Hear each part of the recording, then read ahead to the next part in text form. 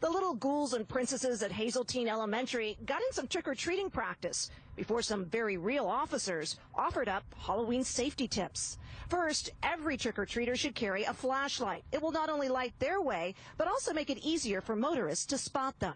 And instead of using a mask, which can make it difficult to see, the LAPD is recommending face makeup for young children. If your child's costume includes a gun, officers say make sure you choose one that is clearly a fake. It should have an orange tip.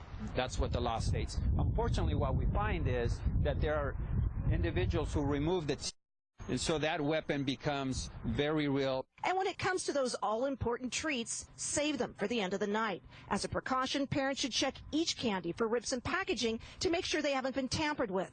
They'll also want to make sure candies infused with THC at medical marijuana stores haven't been passed off as their lookalikes. Finally, talk with your children before they start racing down the block for those doorbells. Make sure they know to wait at corners before crossing. Today's Halloween lessons were not lost on this little tiger. I'm gonna walk in the street safely with my mom and dad. From Van Nuys, Cara Finstra. Parents to escort their children while they're going door to door, to carry a flashlight, and of course to stay on sidewalks. As for those treats, be sure to inspect any candy before your children dig in. You look at candy, but you have to look to see if there is anything, small holes, apertures that maybe somebody got a syringe and inserted something in there, and that could be poisonous.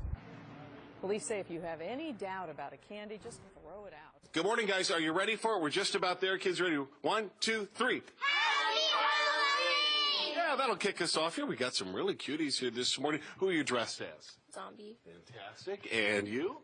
Spider-Girl. Oh, very good, Spider-Girl. And you? Captain America. You guys look fantastic. You probably last-minute things. My daughter's got a costume parade. You guys have something at school today, I assume?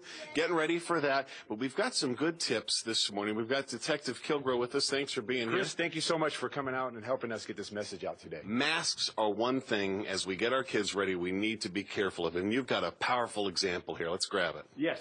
So first off, we always want to say on our masks are good for our costumes, but really what they do, if you look at it, really obstructs your view, especially your peripheral vision. Let me hold it up here so you can see. Guys, this is what the view is. If you're the child trying to look out of this mask, kind of tough to see.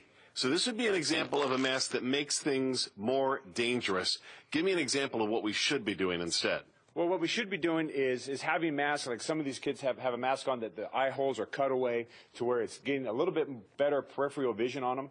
But what we really recommend is not to use masks, but to use face paint, and especially paint that's non-toxic, because now we know that there's not going to be anything in their eyes that they can really see as they're going up door to door trick-or-treating. I have a feeling that one's yours.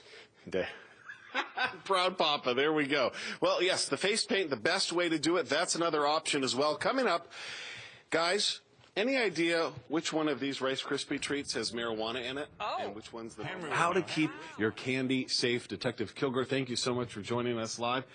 What do we need to watch for? Well, candy is why we come out for trick-or-treating, right? Kids want to have candy, but we want our children to be safe. And so what we want to look for is when the children get home, please spread out the candy on a table where you can now inspect it. And what I'd like to see is like on this candy right here. It looks pretty nice when you look at it, but if you look right at there's a little bit of a puncture hole right there. You'd never spot that if it was in the bottom of the pillowcase and you were trying to eat it out in the street. Okay. And that's why we want parents to inspect their candy, and then so this would be discarded, okay? And same with this one. This one, you look at it, and obviously this one's been open. It's been some kind of, it could be torn up, but we want to discard it just to be on the safe What's side. over here? Well, what we're looking at here is we have your typical Rice Krispie treats. And sometimes people want to give out homemade items to children, and we're saying that's not a good idea because we don't know what's inside. And what we're looking at right here is a edible marijuana package that you can actually make Rice Krispie treats with. So you don't know if these Rice Krispie treats could be infused with some kind of marijuana or THC, which is the main ingredient. Great chart over there. It shows you what looks like a Reese's, but actually is not what you think it is. They're so similar looking. Great, powerful tips. It just takes a couple minutes with your kids tonight to get ready. Here's the website you want to be looking for. They've got good information to keep the kids safe. Everybody, happy Halloween on 1, 2, 3. Happy Halloween! We're at the Valley Traffic Division in Van Nuys. Thank you so much for great tips. Appreciate it. Back to you guys.